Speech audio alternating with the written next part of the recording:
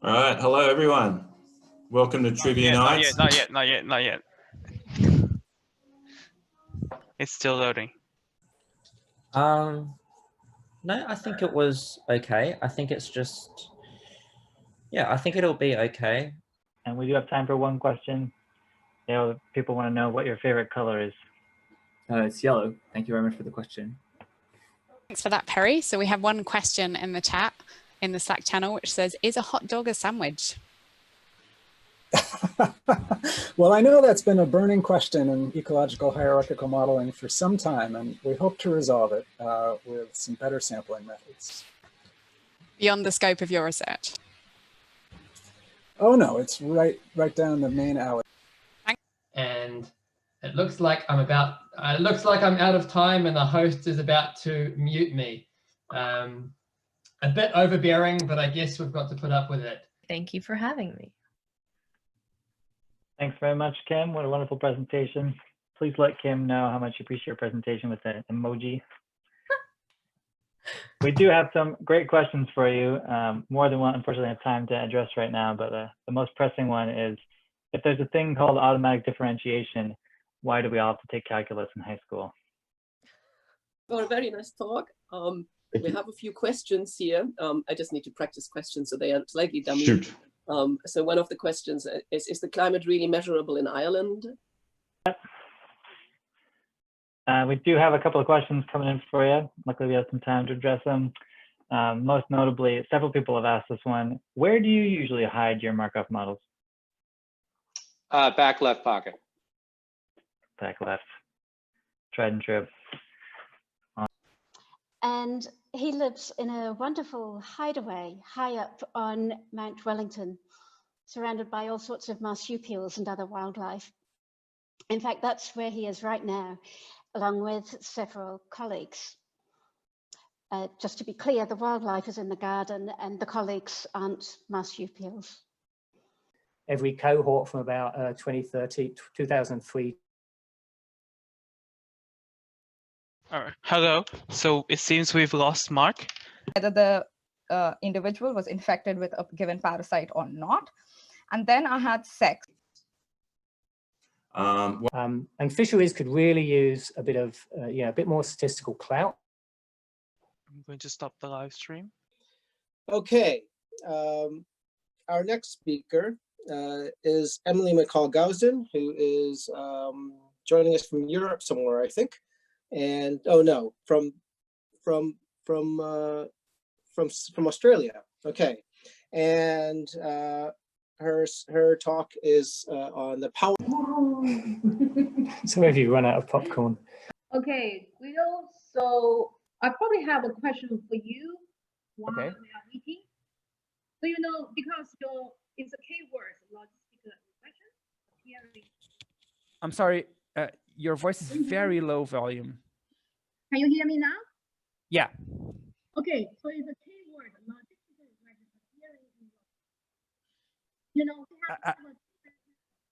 I couldn't hear you. I'm sorry. Can you hear me now? Yeah. Okay.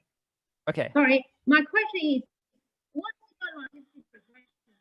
Yeah, and every time you start your question, your volume goes way down. Okay. I will try again. Can you hear me? Okay, yes. Okay. So what's your logistical regression compared to the traditional? Thank you for a wonderful talk. That was great. And you dealt with those technical interruptions with absolute aplomb. I may have a slight suspicion that every time you got to a slide that you hadn't quite finished, you switched your internet off, furiously wrote the slide and then switched it back on again. But I'm not going to tell a soul, don't worry. Your secret's safe with me. I've got to tell you that there's going to be a 20-second delay. And so us chairs have decided that we're going to teach you something in this 20-second delay. And I'm from Wales, so I'm going to hopefully teach you how to pronounce the longest place name in Wales, which is Llanfair Pwllgwyngyll Gogerich Chwyldrobwch Llandysilio Gogogoch.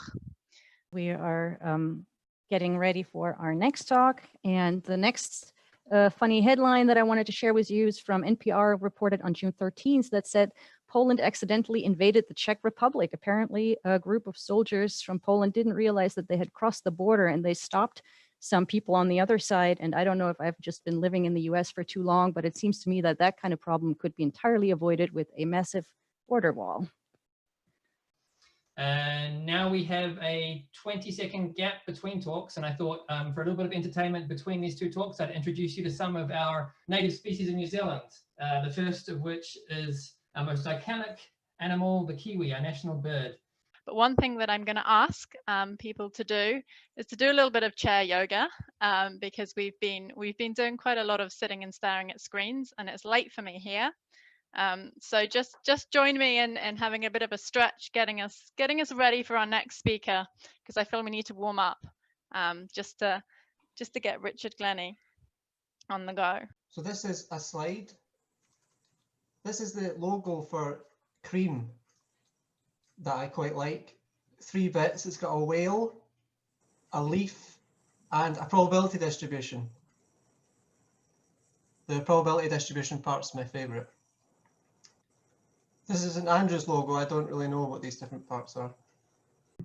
Meanwhile, there was a lot of cheeky discussion going on between the last break and this break, where people were asking me to dance, and as I explained, there's no ways on earth that that is happening. Quite a popular bird. See them all the time in my garden. Very distinctive kind of white fluff at the top of the chest.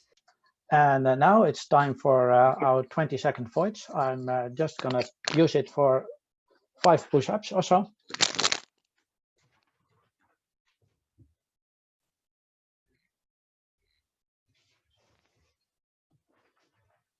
This one actually makes a sound.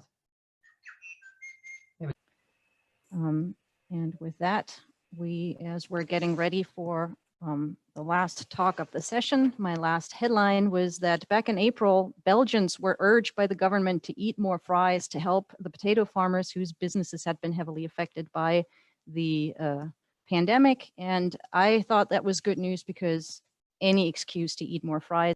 All right, so question 3. What animal makes this sound? Is it a wombat, a koala, a cassowary, or a Tassie devil?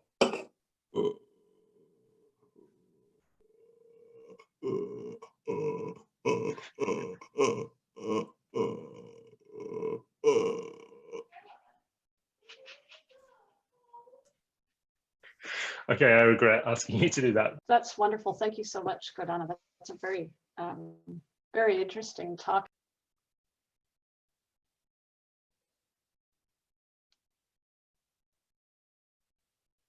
Have we lost Marty?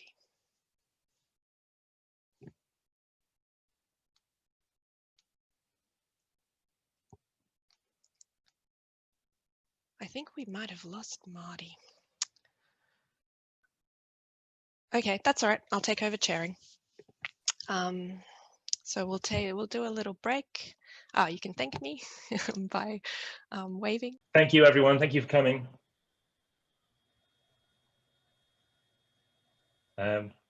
Bye. This is the end of our session, so I'd also like to take this opportunity to thank all the speakers again, and thank all of you out there for interacting with the speakers virtually. And I hope you enjoy your evening, if it's evening where you're at, and go eat a lot of fries.